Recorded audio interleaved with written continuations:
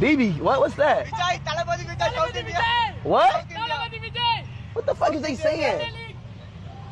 Dalividi Prime Minister. DK. Bro, fuck. Shit, I don't know what the fuck going on today. What y'all say? South Indian. Vijay. Vijay, South Indian actor. Chief Minister of India. Virat Kohli? Opinion Tamil பார்வையாளர் அனைவருக்கும் வணக்கம். இன்றைய நேர்காணலில் நம்மோடு இணைந்திருப்பவர் எஸ்கப் அமைப்பைச் சேர்ந்த தோழர் மதுர் சத்யா அவர்கள். வணக்கம். வணக்கம் தோழர். நேற்றைக்கு ஸ்பீட் அப்படின்ற ஒரு வெளிநாட்டை சேர்ந்த ஒரு யூடியூபர், பிரபலமான ஒரு யூடியூபர், அவரை தாவேகாவுடைய தொண்டர்கள் அவரோட கார்ல அவர் வீடியோ வச்சு லைவ் பண்ணிக்கிட்டே போறாரு. அவரை பின்தொடர்ந்து வரக்கூடிய தாவேகாவுடைய தொண்டர்கள் டிவிகே என்று கத்துவதையும், விஜய் அவர்களுடைய பெயரை சொல்வதையும், இறுதியில பாத்தீங்க அப்படின்னா சீஃப் மினிஸ்டர் ஆஃப் இந்தியா அப்படின்னு சொன்னதும் அந்த ஸ்பீட் அவர்களுடைய அந்த வீடியோல பதிவாயிருக்கு. அந்த வீடியோ என்பது தற்போது வைரலா பரவிட்டு இருக்கு. இந்த சம்பவத்தை நீங்க எப்படி பார்க்கறீங்க? இது பெரிய பேசுபொருளா மாறி இருக்க சம்பவம் இதுல. இது முதல் பார்வைக்கு ரொம்ப நகைச்சுவாக தான் இருக்கும். ஏன்னா ஐஷோ ஸ்பீட் அவரை இவங்களை மதிக்கவே கிடையாது. அவரு தளபதிங்கிறது கூட அவருக்கு காதல ஓட தளபதி அப்படின்னு கேட்டு அவர் இவங்களை திட்டிட்டு தான் போறாரு. ஆனா இதுக்கு 2 வருஷத்துக்கு முன்னாடி விஜய் ரசிகர்கள் பாத்தீங்கன்னா அஜித் ரசிகர்களை பயங்கரமா கலாச்சாங்க. எதுக்கு அப்படின்னா யூரோ கப்ல ஃபுட்பால் யூரோப்ல ஃபுட்பால் மேட்ச் நடக்கும்போது வலிமை அப்டேட் கேட்டு போர்டு பிடிச்சாங்க. அப்புறம் இங்க ஐபிஎல்ல வலிமை அப்டேட் கேட்டாங்க.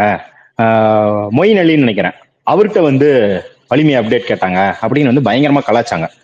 ஏன்டா இங்க இருக்கிற அசிங்கத்தை இன்டர்நேஷனல் லெவலுக்கு கொண்டு போறீங்கன்னு. ஆனா அதை விட ரொம்ப மோசமான ஒரு ஒரு அசிங்கமாக பார்க்கலாம். ஏன்னா அதாவது வலிமை அப்டேட்டுங்கிறது ஒரு சினிமா அப்டேட்டு, அது ஒரு ஜாலியா வச்சுட்டு போறது அப்படின்றது. இது ஒரு அரசியல் அங்க கொண்டு போய் நீங்க விசிபிலிட்டியை தேடுறீங்க. சரி, அந்த பசங்க அறியாமையில பண்றாங்க, உத்வேகத்துல பண்றாங்க. ஒரு செலிபிரிட்டியை பார்த்தா அவங்களுக்கு அண்ணாவை பார்த்தாலும், அவங்க அண்ணா விஜய் அண்ணாவை பார்த்தாலும் என்ன பண்றதுன்னு தெரியல, ஐஷோ ஸ்பீடை பார்த்தாலும் என்ன பண்றதுன்னு தெரியல அப்படின்னு புரிஞ்சுக்கலாம். அப்படி ஏதோ தாந்தோனித்தனமா பண்றாங்கன்னு வச்சுக்கலாம். ஆனா அத இங்க இருக்கிற தாவேக ஐடிகள், அந்த 100K 150K 200K ஐடிஸ்லாம் டிவிகேஸ் global reach அப்படின்னு நேத்துல இருந்து போட்டு கொண்டாடிட்டு இருக்கான். டே, ஐஷோ ஸ்பீடு உங்களை கொண்டாடினா தாண்டா குளோபல் ரீச். நீங்க போய் ஐஷோ ஸ்பீட்டை டே ப்ளீஸ் ரா எங்க அண்ணாவை பத்தி பேசுறா அப்படின்னு கேட்டா அது பேரு கையேந்துவதுன்னு அர்த்தம். அது குளோபல் ரீச் கிடையாது, அது குளோபல் லெவல்ல கையேந்துறதுன்னு அர்த்தம். அதுல இன்னும் பாத்தீங்கன்னா நம்ம ஐஷோ ஸ்பீடு கிட்ட நம்ம அரசியல் எடுத்துட்டு போக கூடாதா அப்படின்னு கேட்டா எடுத்துட்டு போலாம். அந்த ஆள் இன்னைக்கு சைனால வளர்ச்சியை பத்தி பேசுறாப்படி, ஜப்பான்ல போயிட்டு 2ஆம் உலக போருக்கு அப்புறம் என்ன ஆச்சுங்கிறத பத்தி ஜாலியா போற போக்குல அப்படியே பேசுறாப்படி. இப்படி இருக்கும்போது ஐஷோ ஸ்பீடு கவனத்தை நாங்க ஈர்க்கணும்னு ஒரு நிஜமாலுமே பத்தி தாவேகாவை ஆதரிக்கும் பசங்க நினைச்சிருந்தா என்ன பண்ணிருக்கலாம்னா, ஐஷோ ஸ்பீட் ஃப்ரீ பாலஸ்தீன் பேசியிருந்தா ஐஷோ ஸ்பீட் வண்டியை விட்டு நிறுத்தி இறங்கி அவங்களுக்கு கை கொடுப்பாரு. எப்பயுமே அந்த பையன் பண்றது பார்த்திருக்கீங்க. ஏன்னா அவன் தீவிரமாக பாலஸ்தீனுக்கு ஆதரவு தர ஒரு இன்ஃபுளுசர். ஒரு ஃபுட்பால் ஸ்டேடியத்துல ஒரு இஸ்ரேல்காரன் கை கொடுத்துட்டு ஐஷோ ஸ்பீட் 2 பேரும் பயங்கரமா நட்புறவை பேசிப்பாங்க. வாட் யூ டூ ப்ரோ அப்படின்னு கேட்டானே அவன் இஸ்ரேலுக்கு வேலை பார்க்கறான் அப்படின்னு சொன்னேன். ஐஷோ ஸ்பீட் கெட்டாரத்தில் திட்டுவாரு. அவனை கெட்டாரத்தில் திட்டிட்டு ஃப்ரீ பாலஸ்தீன் சொல்லிட்டு போயிடுவாரு. சோ அந்த மாதிரியான நான் என்ன சொல்றேன் அப்படின்னா, இது சொல்லும் போது பாலஸ்தீன் பிரச்சனையை இதுக்காக பயன்படுத்திக்கணும்னு ஒரு கொச்சையான வாதத்தை வைக்கிறீங்கன்னா அப்படி வைக்கல. ஐஷோ ஸ்பீட் அப்படிங்கிறவன் ஒரு ஜனநாயகவாதி. உங்களை பொறுத்த வரைக்கும் சோசியல் மீடியா இன்ஃபுளுன்ஸ்ல ஒரு ஜனநாயகவாதி, நீங்க ஒரு ஜனநாயகவாதி அப்படின்னு வச்சுக்கிறீங்க. ஆனா அவன் இன்னொரு கண்டத்தை சேர்ந்தவன், இன்னொரு இனத்தை சேர்ந்தவன், மொழியை சேர்ந்தவன். இப்ப அவன் கூட நம்மளுக்கு இணையம் புள்ளி எது? பாலஸ்தீன் ஆதரவு தான்.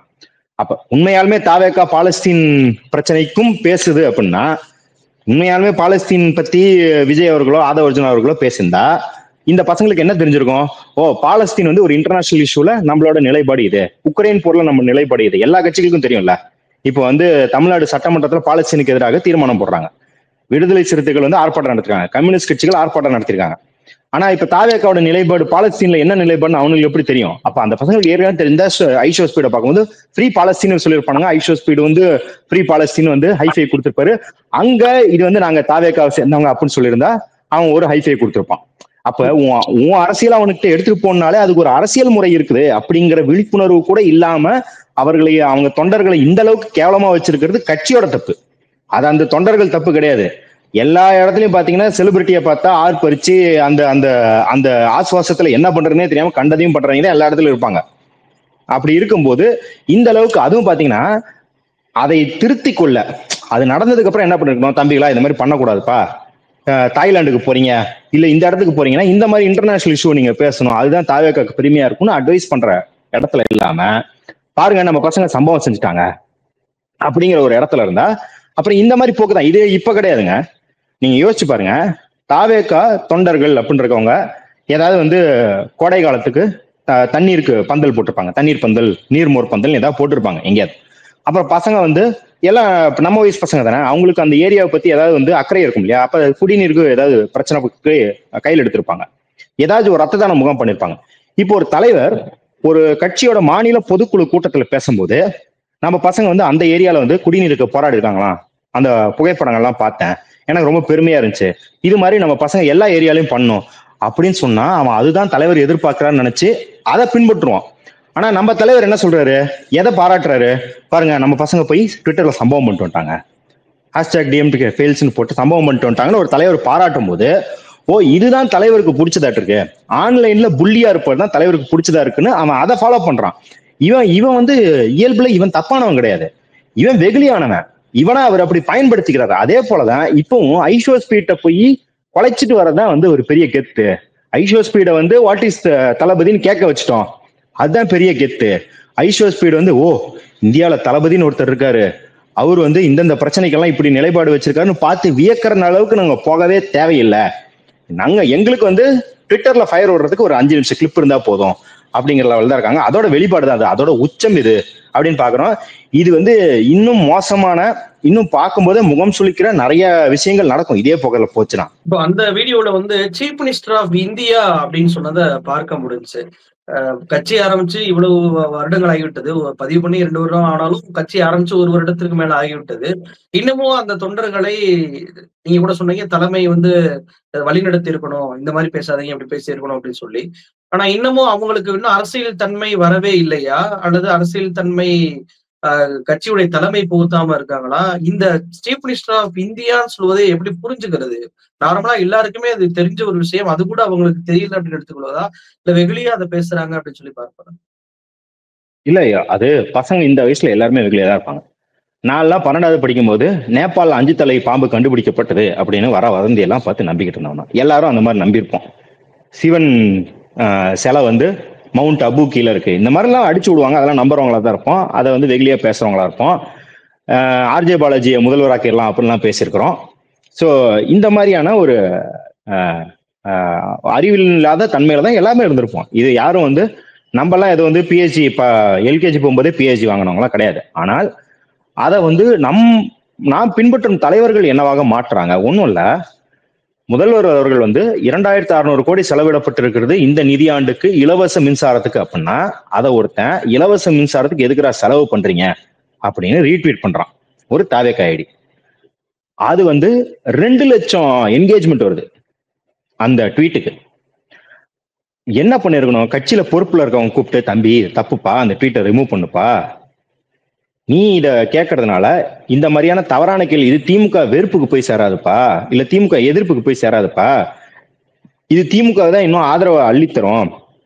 பாருங்க அவங்களுக்கு என்ன வேணாலும் குறை சொல்லுங்க, ஆனா அவங்களுக்கு அரசியல் தெரியுது, உங்க பசங்களுக்கு அரசியலே தெரியலன்னு சொல்றதுதான்ப்பா தெரியும்னு அட்வைஸ் பண்ணியிருந்தா இது நடக்காது. ஆனா இந்த கட்சியில பொறுப்புல இருக்கிறவங்க இல்ல கட்சியை சார்ந்தவங்க, கட்சிக்காக இப்ப கடந்த 25 நாளா இப்ப நானும் எல்லா டிபேட்டுக்கு போறேன், எந்த டிபேட்லயும் 25 நாளா கட்சி அதிகாரப்பூர்வமாக பேச போறவர்கள் கிடையாது. 25 நாளா கட்சி ஆதரவாளர்கள்னு சொல்லிட்டு வராங்க. ஸோ இந்த ஆதரவாளர்களும் எதெல்லாம் வச்சு பேசுறாங்க நீங்க பாத்தீங்கன்னா, இமீடியட் சர்வே ரிசல்ட் ஏதாவது ஒண்ணு போடுறது, exit poll says Thalapathy will become CM அப்படின்னு போட்டா அது எக்ஸிட் போல்னா எலெக்ஷன் நடந்தா தான் எக்ஸிட் போல் நடக்க முடியும். அப்புறம் 2026 நாடாளுமன்ற தேர்தலில் தளபதி தான் வெற்றி பெறும் சூப்பர் டிசைன்ல போட்டு, ஆனா 2026 நாடாளுமன்ற தேர்தல்னு போட்டிருப்பான். அதெல்லாம் ஷேர் பண்ணிக்கிட்டு இருப்பாங்க. 53% தளபதிக்கு தான் வருமா, அதனால திமுகவுக்கும் தாவேகாவுக்கும் தான் போட்டி அப்படின்னு. 53% யாருக்குமே போட்டிலாம் கிடையாது, நீங்க போட்டி இல்லாம வெற்றி பெறுறீங்கன்னு அர்த்தம். சோ இந்த அளவுக்கு அதான் அந்த பசங்களுக்கு அது தெரியாது. ஆனா இதை முக்கியமாக சோசியல் மீடியாலையும் மீடியாலையும் தாவேகா சார்பாக பேசுபவர்களே இது மாதிரியான கண்டென்ட்டை தான் எடுத்துட்டு வராங்க அப்படின்னும் போது அந்த பசங்க வேற எதை பார்த்து கத்துப்பாங்க?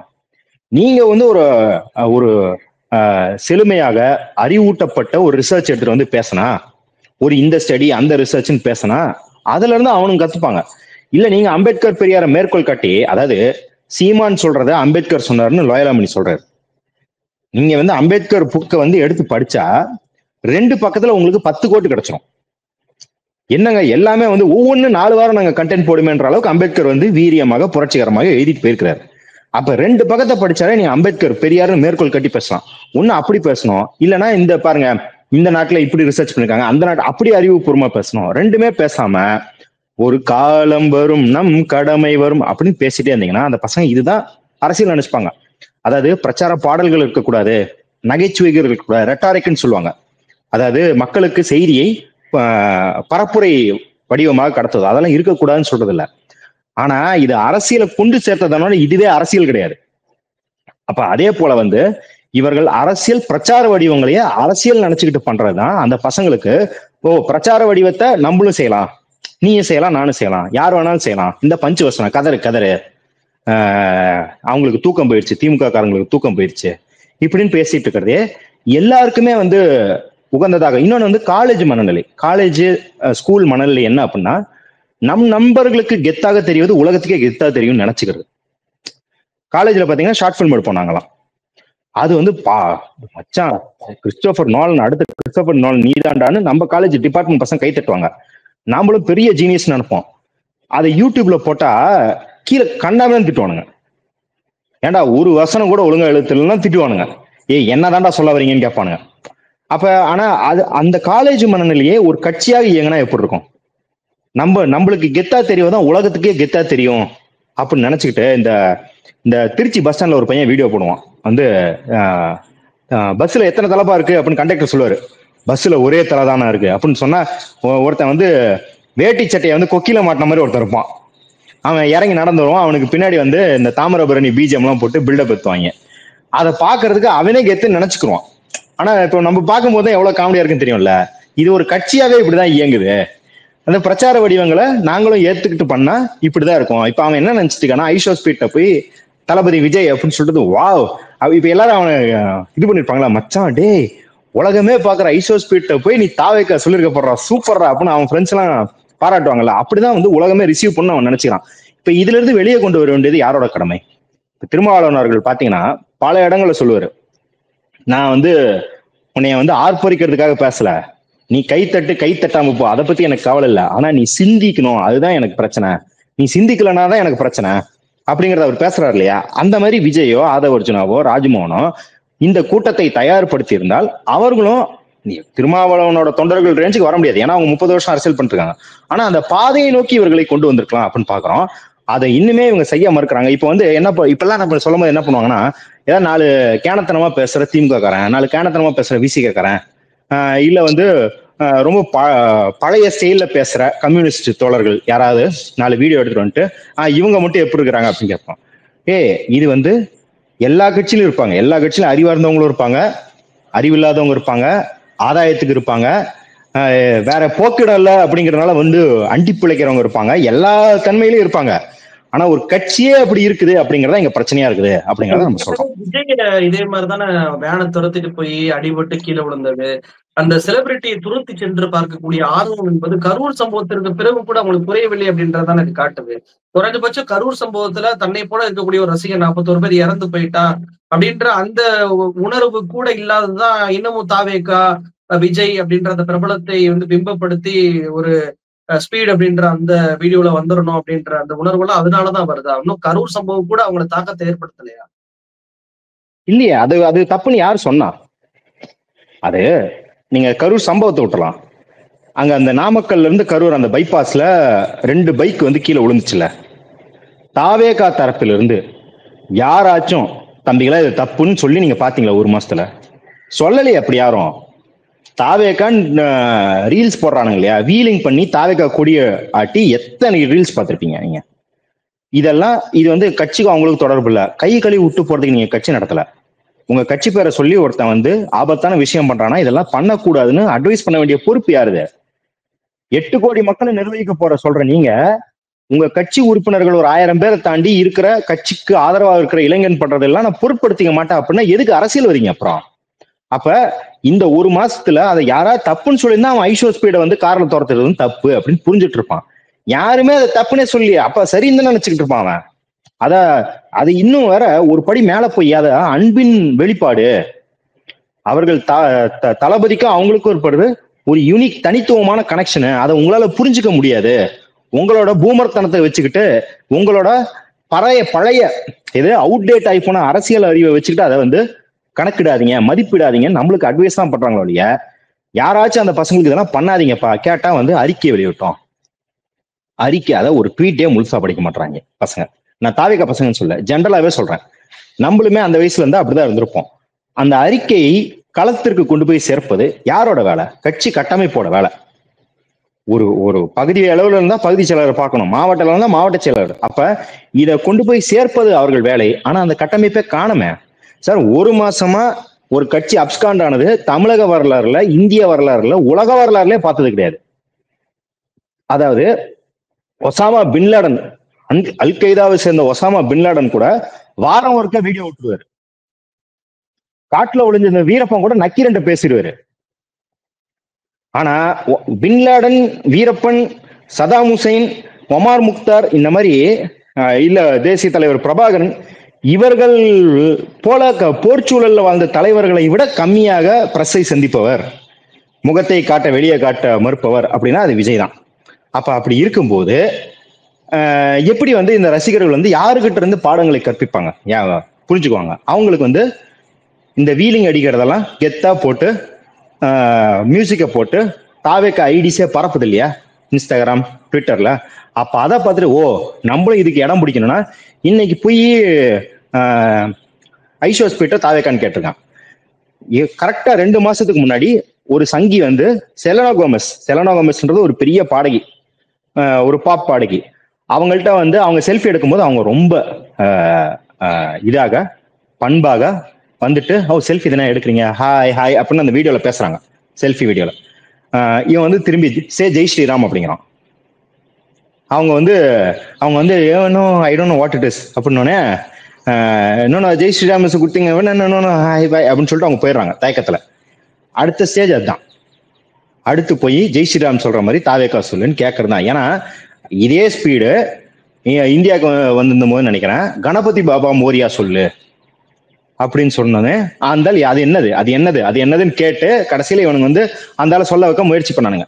இப்ப அதே நம்ம வந்து முன்னால இருந்து என்ன சொல்றோம்னா, நீங்க வந்து பாஜக இறக்கி விட்டது விஜய் அப்படின்லாம் எடுத்துக்க தேவையில்ல தம்பிங்களா. பாஜக பயன்படுத்திக்கிறதுக்கான ஏதுவான ஒரு பொசிஷன்ல உங்களை வச்சிருக்கிறாங்க.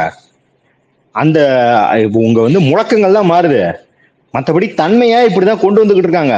அழகா அவங்க பயன்படுத்திக்கலாம் அவங்கள அப்படிங்கிறத நம்ம பாக்குறோம். இப்ப பாஜக கூட ஒரு வேலை இதுக்கு பாஜக கூட கூட்டணி போயிட்டாங்கன்னு வச்சுப்போம். பாஜகவின் பிரச்சாரத்தை பண்ணணும். இவங்க இங்க ட்விட்டர்ல பண்ணுவாங்க, மேடை போட்டு பேசுவாங்க, ஸ்டாலின் அங்கிள் அப்படிலாம் ஏதாவது வசனம் பேசுவாங்க. இப்ப இந்த தாய்லாந்து போற, சிங்கப்பூர்ல வேலை பார்க்குற தளபதி ரசிகலாம் என்ன பண்ணுவான்? இதே மாதிரி ஐஷோ ஸ்பீட்டை நாளைக்கு ஜெய் ஸ்ரீராம் சொல்ல வைப்பான், சொல்ல வைக்கணும். பாஜக கூட கூட்டணி சேர்ந்துட்டா அப்ப அந்த நிலைமைக்கு யாரு கூட்டு போய் அப்ப தன் தொண்டர்களை யாருக்கு கொண்டு போய் காவு கொடுக்குறீங்க? இப்ப கட்சி கலைஞ்சு போச்சுன்னு வச்சுக்கோங்க. இப்ப திமுகவை உங்களால தோக்கடிக்க முடியாதுன்னு கட்சி கலைஞ்சு போச்சுன்னு வச்சுக்கலாம், ஒரு எக்ஸ்ட்ரீம் சினாரியோ. அப்ப கலைஞ்சு போனவனு தொண்டர்கள் என்னவா ஆகுவாங்க? அவர்கள் வேற ஏதாவது போய் தொண்டு நிறுவனத்துல சேர்றாங்களா? இல்ல வேற ஏதாவது கட்சிகள், புரட்சிகர இயக்கங்கள், தேர்தல் பாதையை ஏற்றுக்கொள்ளாத புரட்சிகர இயக்கங்கள்ல சேர்றாங்களா? முற்போக்கு திராவிட இயக்கங்கள்ல சேர்றாங்களா? சரி, உங்களுக்கு திராவிடம்னாலே இப்போ வந்து எதிரின்னு ஆகி போச்சு, அம்பேத்கர் இயக்கங்கள்ல சேர்றாங்களா? நீங்க வந்து பயங்கரமா சாதியை பத்தி பேசுறீங்களே, தலித் இயக்கங்களை போய் சேர்றாங்களா? அப்படியெல்லாம் இல்லாம அவன் நீங்க கட்சியை கலைச்சா அவன் அதிமுகவுக்கும் பாஜகவுக்கும் போறான் அப்படின்ற நிலைமையை உருவாக்கி வச்சிருந்தா அப்புறம் என்ன வழி நடத்திருக்கீங்க அந்த இளைஞர்களை அப்படின்றதான் நம்ம கேள்வியா இருக்குது. அதுக்கு அவங்க வந்து முன்னாடி அன்கான்சியஸா பண்ணிக்கிட்டு இருந்தாங்க, இப்ப கான்சியஸாவே பண்றாங்க. அதான் எடப்பாடியே வந்து ஆர்ப்பரிக்கிறாரு, பாரு கொடி பறக்குது, இது ஆரம்பம். அது தாவேக்காரங்க வைக்கல, அதிமுக காரங்க தான் செஞ்சாங்க அப்படின்றதெல்லாம் ஒரு பக்கம் இருக்கட்டும், ஒரு புறம் இருக்கட்டும். ஆனா நாங்க அப்படிலாம் செய்ய மாட்டோம்டான்னு பேசுறதுக்கு ஒருத்தன் இல்லையா? அதிமுக நாடகம் போடாத, நாங்க அதை செய்யல அப்படின்னு சொல்றதுக்கு ஒருத்தன் கிடையாது இல்லையா? அப்ப அதுதான் இங்க வந்து தலைமையற்ற இன்விசிபிள் லீடர்ஷிப்ல தான் ஓடிக்கிட்டு இருக்கு அப்படிங்கிறத நம்ம பார்க்கணும். நிகழ்ச்சியை கலந்து கொண்டு பல்வேறு தோலை நம்ம எழுத்து பகிர்ந்துட்டீங்க. ரொம்ப நன்றி. நன்றி தோழர்.